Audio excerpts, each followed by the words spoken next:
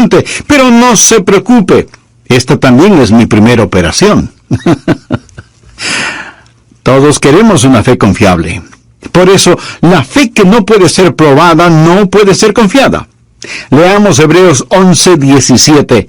Por la fe Abraham, cuando fue probado, esta palabra probado significa que fue puesto a prueba, ofreció a Isaac, y el que había recibido las promesas ofrecía su primogénito, habiéndosele dicho, en Isaac te será llamada descendencia. Quiere decir que Isaac es la esperanza para la descendencia de Abraham. Hijos, nietos, bisnietos, tataranietos vendrán a través de Isaac. Y la Biblia dice que Abraham iba a ofrecer a su hijo Isaac en sacrificio a Dios. ¿Cómo podría él hacer esto? Leamos el versículo 19. Pensando que Dios es poderoso para levantar aún de entre los muertos, de donde en sentido figurado también le volvió a recibir. Mi amigo, le puedo asegurar que Dios le mandará pruebas y dificultades para ver si su fe es verdadera, genuina. Las pruebas, las dificultades y tentaciones son de dos clases. El diablo nos empuja, nos tienta a que hagamos lo malo y causa nuestro tropiezo. Dios nos prueba para que hagamos lo bueno y causa que estemos firmes. Y lo que Dios quiere hacer es que nuestra fe sea fuerte y pura. Anote al margen el siguiente versículo, 1 de Pedro 1:7. Para que sometida a prueba vuestra fe, mucho más preciosa que el oro, el cual, aunque perecedero se prueba con fuego, sea hallada en alabanza, gloria y honra cuando sea manifestado Jesucristo. Cuando el Señor venga, ¿no le gustaría tener una fe pura, como oro refinado? Entonces Dios va a tener que poner su fe en el fuego. Algunos de ustedes seguramente tienen su fe en el fuego ahora mismo. Están sufriendo pruebas, vicisitudes. Dios no intenta hacerle daño. Dios quiere que usted entienda si tiene o no una fe genuina. Ahora las tentaciones de Satanás están bien estandarizadas, pero las pruebas que vienen de Dios, esas son hechas a la medida. Dios sabe dónde está usted, conoce sus circunstancias y Dios puede ponerle a prueba. Lo que estamos viendo en el Nuevo Testamento es un comentario de una historia en el Antiguo Testamento. Para entender lo que dice Hebreos 11, hay que ir al Antiguo Testamento. Así que vamos al libro de Génesis, capítulo 22. Veamos lo que sucedió cuando la Biblia dice que Dios puso a prueba a Abraham. Génesis 22, empezando en el versículo 1. Aconteció después de estas cosas que probó Dios a Abraham y le dijo: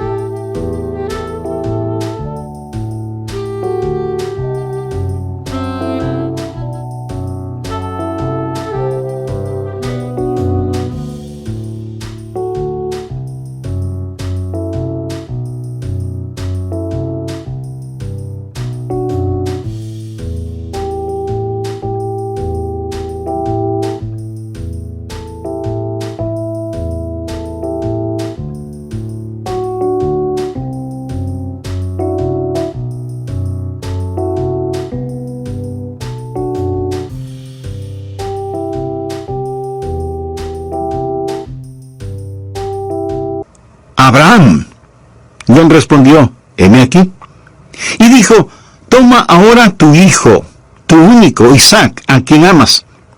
De paso le diré que esta es la primera vez que la palabra amor aparece en la Biblia.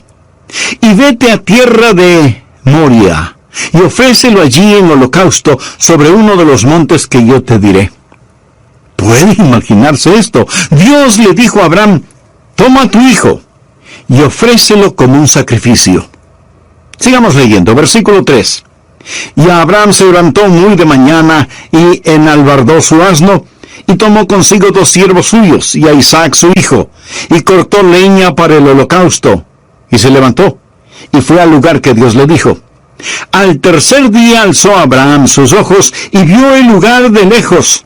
Entonces dijo Abraham a sus siervos: esperad aquí con el asno, y yo y el muchacho iremos hasta allí y adoraremos. Ahora note la siguiente frase: y volveremos a vosotros.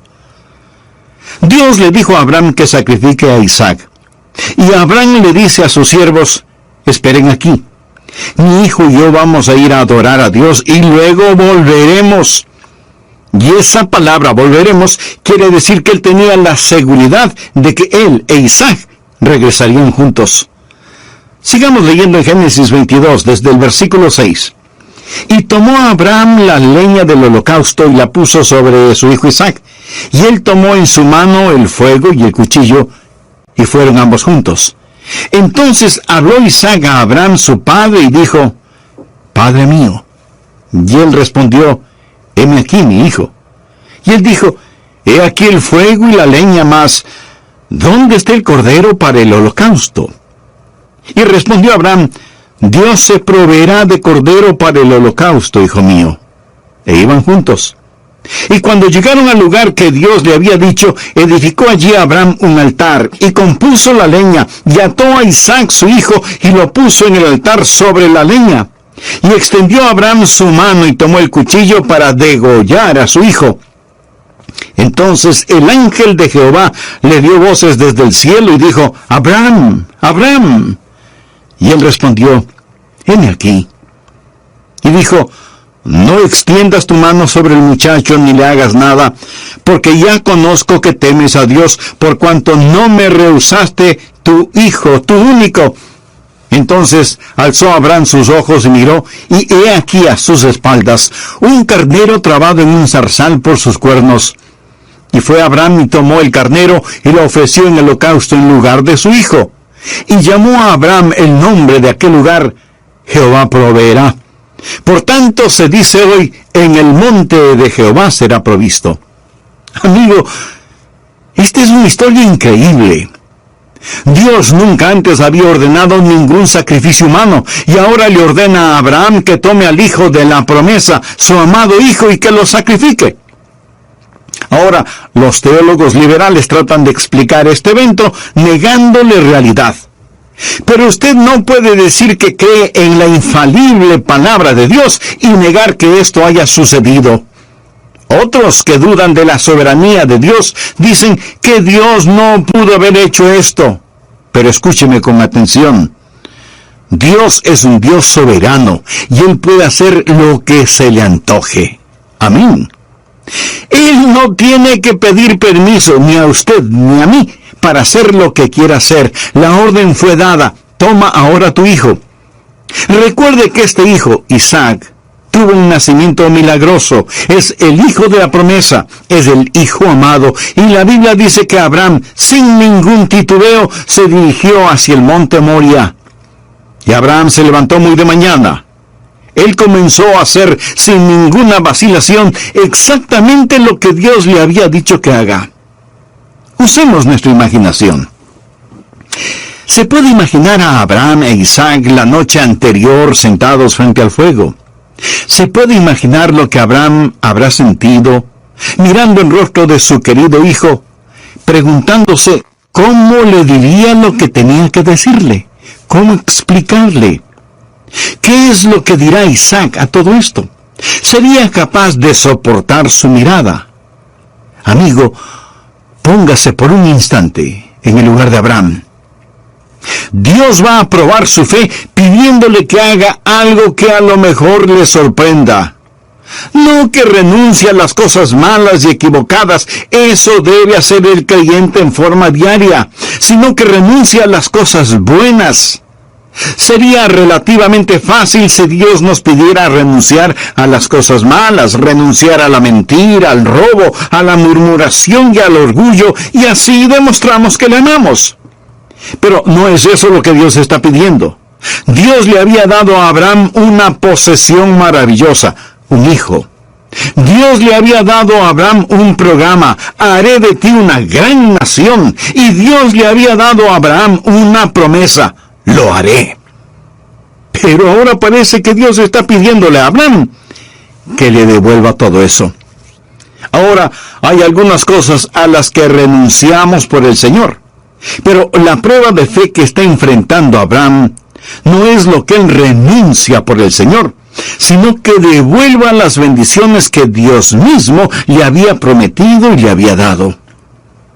Voy a hacerle una pregunta con la que estuve luchando antes de preparar este mensaje. ¿Está usted listo a devolverle a Dios sus bendiciones? Note que no estoy preguntando si está usted listo a renunciar a sus pecados. ¿Está usted listo a devolverle a Dios las bendiciones que le ha dado? Eso es lo que Dios le pidió a Abraham que haga.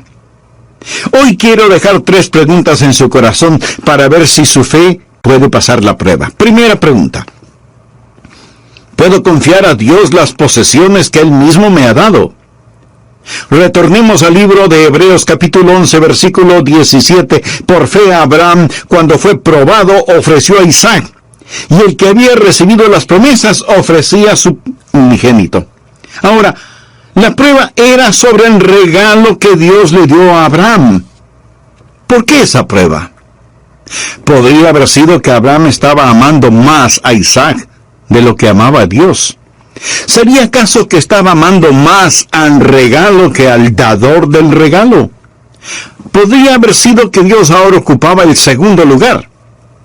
Los ángeles dijeron que la prueba era para saber si eso era verdad o no. Amigo, déjeme decirle algo acerca de Dios. Dios nunca, escúcheme bien, Dios nunca aceptará el segundo lugar en su vida detrás de alguien más o de algo más. Muchos de nosotros queremos darle a Dios un lugar en nuestras vidas. Y quiero decir muy enfáticamente que Dios no quiere un lugar en su vida. Y usted dice: entonces le daré la prominencia en mi vida. Amigo, Dios no quiere prominencia en su vida. Dios desea, se merece y demanda preeminencia en su vida. Él jamás será un Dios a medio tiempo compartiendo el trono con alguien más. Y si bien es cierto que muchos de nosotros queremos tener a Dios en nuestras vidas, ¿cuántos de nosotros decimos: Señor, te amo en forma suprema? Debemos tener cuidado de que nuestras bendiciones no se tornen maldiciones. Anote al margen el siguiente versículo, Malaquías 2:2. Si no oyereis, y si no decidís de corazón dar gloria a mi nombre, ha dicho Jehová de los ejércitos, enviaré maldición sobre vosotros. Ahora ponga mucha atención a lo que sigue. Y aún las he maldecido, porque no os habéis decidido de corazón. ¿Se da cuenta? Maldeciré tus bendiciones. Las bendiciones pueden tornarse maldiciones porque, como lo dice el Señor, no os habéis decidido de corazón. ¿Me permite decirle qué hay de malo en la actualidad en nuestra nación bendecida por Dios? Dios ha empezado a maldecir nuestras bendiciones. Nosotros hemos sido bendecidos como ninguna otra nación sobre la faz de la tierra, y sin embargo estamos escupiendo en la cara de Dios. Más vilezas, más inmoralidad, más asesinatos de los que no nacen, más desprecio por Dios, más arrogancia caminando sobre la tierra. Hemos puesto a Dios a un lado y nos hemos concentrado en vanagloriarnos con nuestras bendiciones. Mi país ha sido sumamente bendecido, pero temo que Dios comenzará a cambiar nuestras bendiciones en maldiciones, a menos que retornemos hacia el todopoderoso Dios. ¿Eso no le asusta a usted? Pues a mí sí. Dios no aceptará el segundo lugar detrás de alguien o de algo. Abraham no hizo nada de malo al amar a su hijo. Yo amo a mis hijos con todo mi corazón. De hecho, nadie puede amar a sus hijos verdaderamente hasta que aprenda a amar a Dios como se debe. Dios no le preguntó a Abraham si es que amaba a su hijo. Él sabía que Abraham amaba a su hijo. Lo que Dios quería saber es si es que Abraham le amaba a él más que a su hijo. Después de la resurrección, Jesús le preguntó a Simón Pedro: Simón, hijo de Jonás, ¿me amas más que estos? Algunas personas piensan que Jesús quiso decir: me amas más de lo que los otros discípulos me aman. Yo no creo que es así. Pienso que Jesús está allí, parado en la playa, hablando con Simón, y le pregunta: Simón, ¿me amas más que tus hermanos? ¿Me amas más de lo que amas la pesca, y el barco, y las redes, y esta forma de vida? ¿Me amas más que a todas estas cosas? Porque te digo, Simón, hijo de Jonás, que yo no aceptaré el segundo lugar en tu vida. La prueba de la fe no es primordialmente entre el odio y el amor, sino entre dos amores, aquello que amamos mucho y aquellos que amamos en forma suprema. Esta es la pregunta que me hice a mí mismo antes de poder predicar este mensaje. Adrián, ¿tienes en tu corazón algún amor que es más grande que tu amor por Jesús? Mi amigo, le desafío a que se haga usted la misma pregunta. Ahora, si en su corazón o en su vida usted considera que hay un amor que es más grande que el amor que tiene por Dios, el mensaje de Dios para usted de este pasaje de las Escrituras es: levántate y deposita tu amor en el altar y ofrécelo como sacrificio. Eso es lo que Dios le está diciendo este momento. Y usted tiene que preguntarse qué podrá hacer. De tiempo en tiempo, yo me hago la misma pregunta. Cuando pienso que a lo mejor mi corazón se está enfriando hacia Dios, o cuando me estoy volviendo descuidado, o superficial, o muy profesional en mi ministerio, busco estar a solas y no hago una lista de mis pecados. Esos son relativamente fáciles de enfrentarlos, pero hago una lista de mis bendiciones, mi vida, mi familia, mi salud, mi amada esposa, mis hijos, mis preciosos nietos, mi conocimiento de la palabra de Dios, mi habilidad para predicar la palabra, el regalo de ser pastor de esta iglesia bautista Bellevue, la casa, la ropa, cualquier plan de retiro y todo esto lo deposito ante Él. Con manos abiertas: Señor, todo es tuyo. Amigo, no es cosa fácil el hacerlo, pero usted sabe cuando lo hace solo de labios para afuera, y usted sabe cuando lo dice y lo hace con convicción. Antes de terminar la primera parte de este mensaje, permítame hacerle una pregunta muy personal. Como creyentes, como hijos e hijas de Dios, sabemos que todo lo que tenemos es con lo que Dios nos ha bendecido.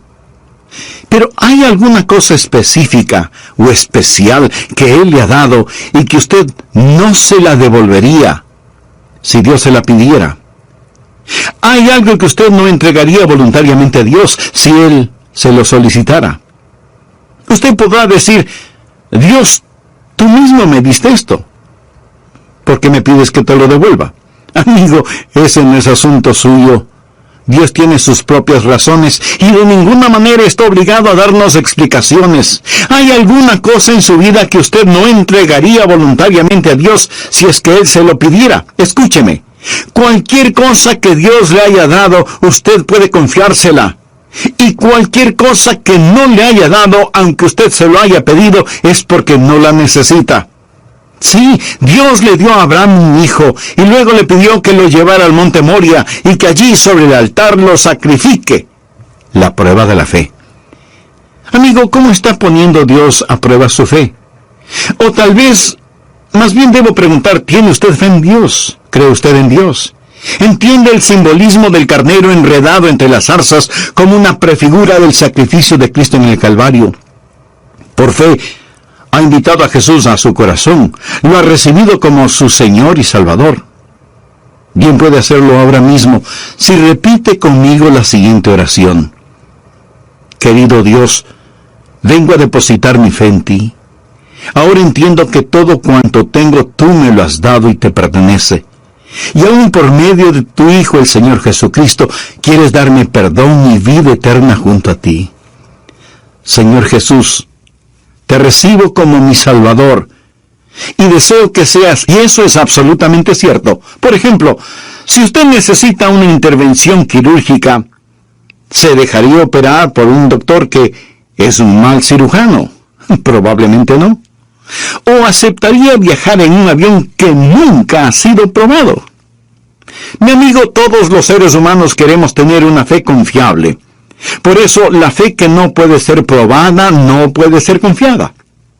Ahora bien, le puedo asegurar que Dios le mandará pruebas y dificultades para ver si su fe es verdadera.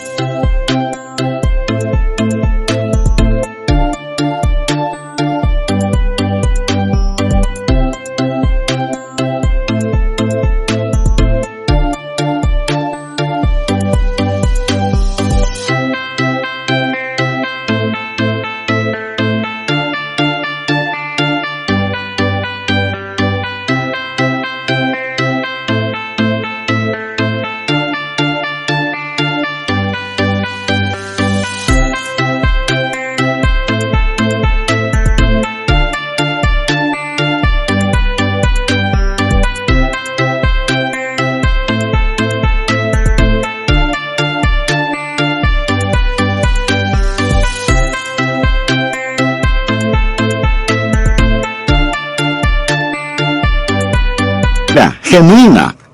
Las pruebas, dificultades y tentaciones son de dos clases. El diablo nos empuja a que hagamos lo malo y causa así nuestro tropiezo espiritual. Dios nos prueba para que hagamos lo bueno y causa así que estemos firmes en nuestra vida espiritual. Y Dios quiere que nuestra fe sea fuerte y pura. Por favor, anote al margen el siguiente versículo. Primera de Pedro 1:7. Para que sometida a prueba vuestra fe, mucho más preciosa que el oro, el cual, aunque perecedero se prueba con fuego, sea hallada en alabanza, gloria y honra cuando sea manifestado Jesucristo. Cuando el Señor venga, ¿no le gustaría tener una fe pura como oro refinado? Entonces Dios va a tener que poner su fe en el fuego. Algunos de ustedes seguramente tienen su fe en el fuego ahora mismo. Están sufriendo pruebas, vicisitudes y hasta tragedias. Escúcheme. Dios no intenta hacerle daño. Más bien, Dios quiere que usted entienda si tiene o no una fe genuina. Y Dios va a probar su fe pidiéndole que haga algo que a lo mejor le sorprenda. No tanto que renuncie a las cosas malas y equivocadas, eso debe hacer el creyente en forma diaria, sino que renuncie a las cosas buenas. Sería relativamente fácil si Dios solo nos pidiera renunciar a la mentira, al robo, a la murmuración y al orgullo, si así demostramos que le amamos. Pero no es eso lo que Dios está pidiendo.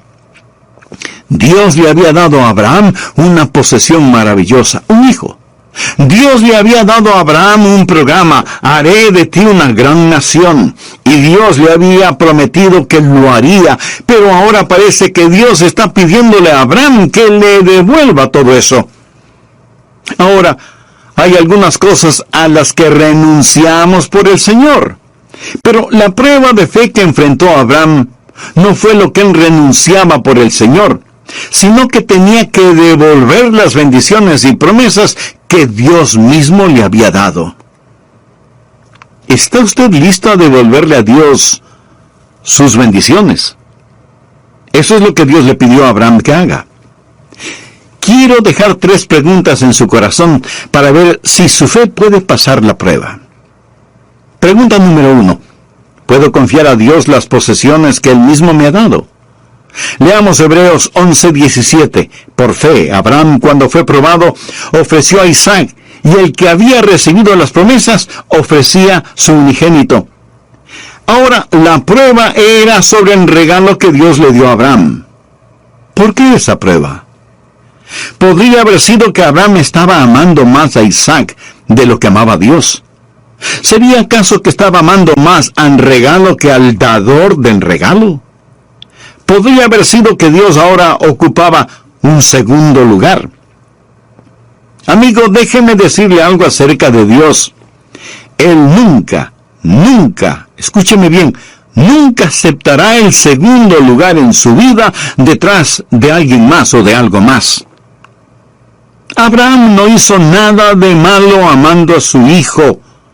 Yo amo a mis hijos con todo mi corazón. De hecho, nadie puede amar a sus hijos verdaderamente hasta que aprenda a amar a Dios como se debe. Y Dios no le preguntó a Abraham si es que amaba a su hijo. Él sabía que Abraham amaba a su hijo. Lo que Dios quería saber es si es que Abraham le amaba a él más que a su hijo. Ahora escúcheme.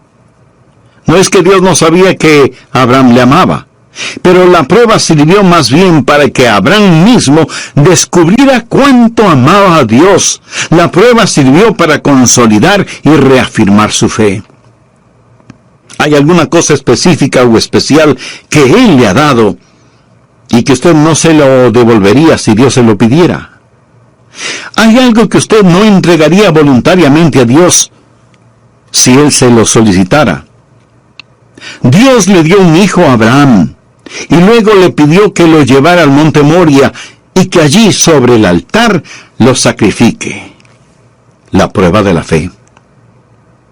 La pregunta número 2 es, ¿puedo confiar en Dios con el propósito que Él tiene para mí? Está bien. Ya sé lo que va a suceder.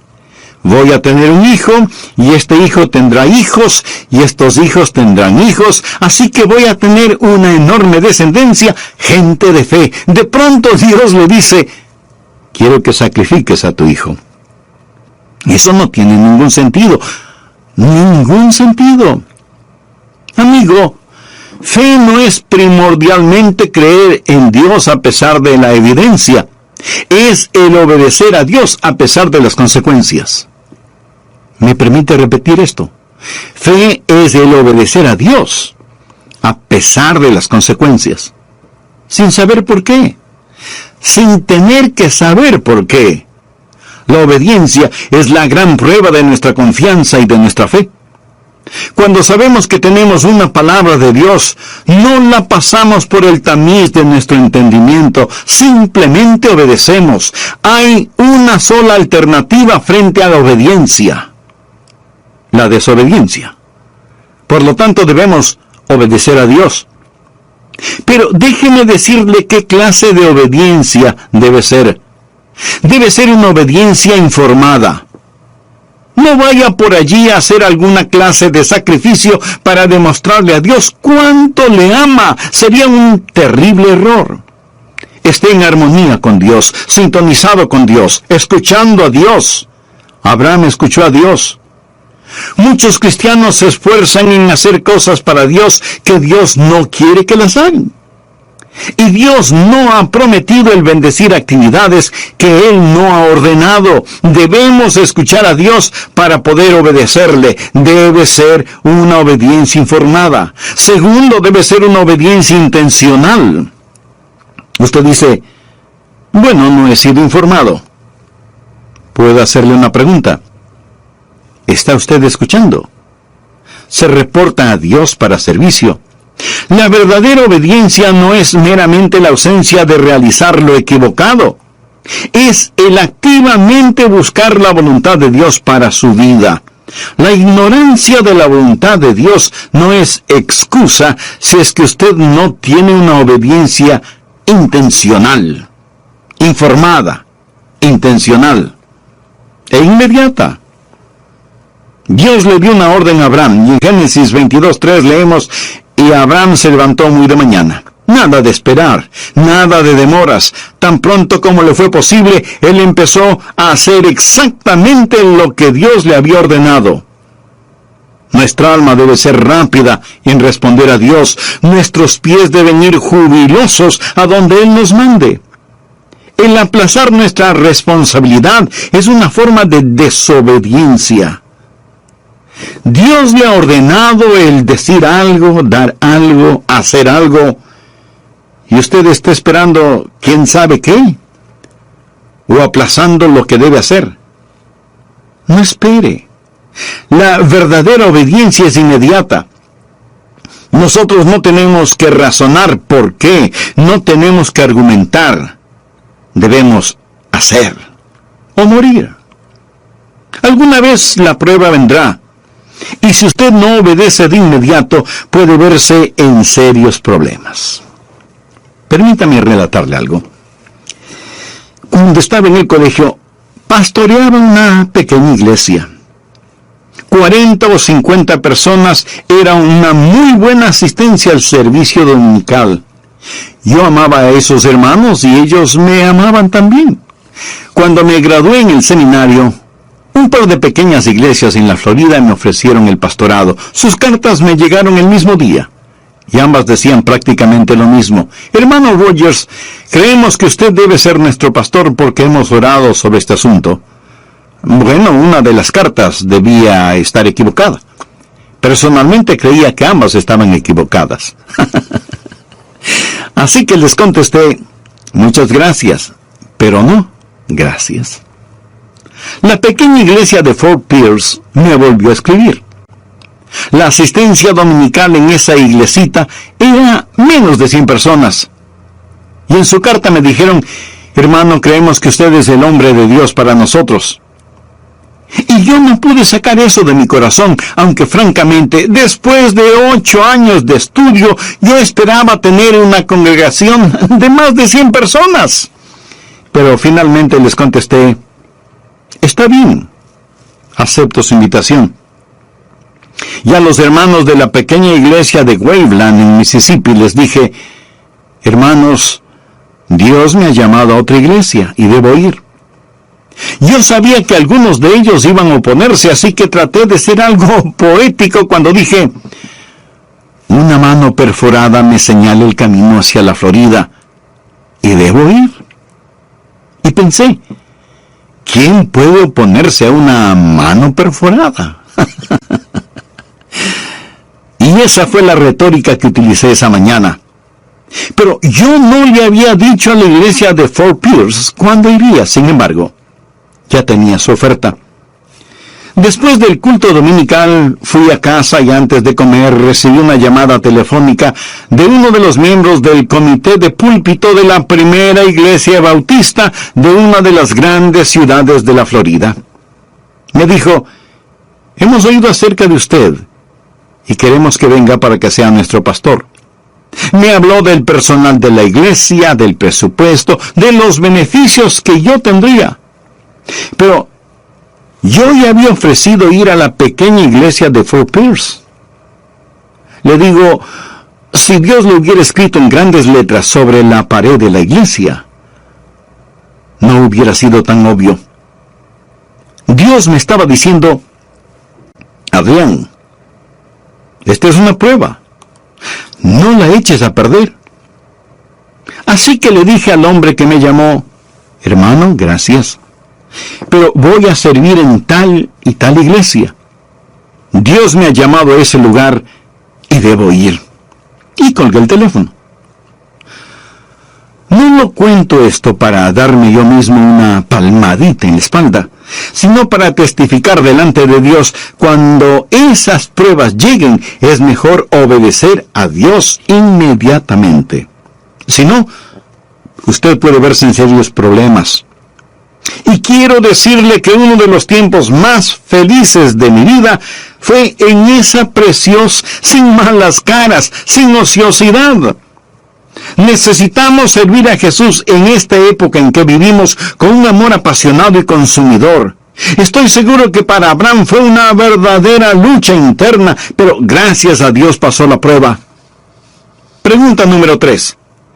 ¿Puedo confiar en Dios no solo con las posesiones y el programa que Él me ha dado, pero puedo confiar en las promesas que Él me ha hecho?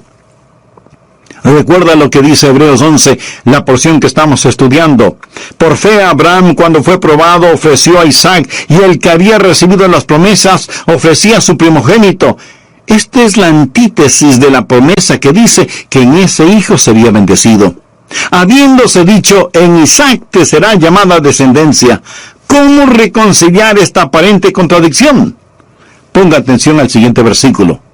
Pensando que Dios es poderoso para levantar aún de entre los muertos, de donde en sentido figurado también le volvió a recibir. Abraham ya había aprendido que Dios es el Dios de los imposibles. Le había dado un hijo cuando tenía 100 años de edad. Se imagina a Abraham saliendo de la carpa en donde su esposa había dado a luz, caminando temblorosamente apoyado en un bastón y diciendo emocionado, ¡es un varón! ¡Es un varón! Abraham 100 años de edad, su esposa Sara 90 años de edad y su vientre totalmente estéril. Ellos supieron muy bien que Dios es un Dios de milagros y su fe fue firme para creer a Dios. Abraham no sabía lo que Dios iba a hacer, sencillamente sabía que lo haría y Dios lo hizo. Dios no permitió que Abraham sacrificara a Isaac. ¿Por qué? Escúcheme. No era a Isaac que Dios quería a Abraham. Y le dijo, ahora sé que me amas más de lo que amas cualquier otra cosa. ¿Cuál es el corazón, el núcleo de este mensaje? Ponga atención. Si lo ama, déjelo ir. Si es que es suyo, lo tendrá de regreso. Y si no lo es, usted será librado de un destino peor que la muerte si es que se aferra a algo que será un impedimento para su vida espiritual. Jesús dijo, porque todo el que quiera salvar su vida la perderá, y todo el que pierda su vida por causa de mí y del Evangelio, la salvará. Dios está diciendo, pierde tu vida por mí y la encontrarás. Hebreos 11:19 declara, pensando que Dios es poderoso para levantar aún de entre los muertos. Aquí la palabra pensando literalmente significa considerando. Conlleva la idea de cálculo. Es la palabra griega de donde tenemos las palabras logística y lógico. Abraham está considerando la situación y dice, Señor, tú me diste este hijo, te lo puedo confiar. Dios, tú tienes un propósito, puedo confiar en ti. Tú me hiciste una promesa y sé que mantendrás tu palabra porque tú no mientes. No tengo que entenderlo, no tengo que filtrarlo por el tamiz de mi conocimiento. ¿Y sabe qué? Dios le devolvió su hijo. Y Abraham llamó ese lugar Jehová Jireh, o sea, Dios proveerá. Allí había un carnero que tomaría el lugar de Isaac. No estuvo ni antes ni después de ser necesario, porque Dios siempre está a tiempo.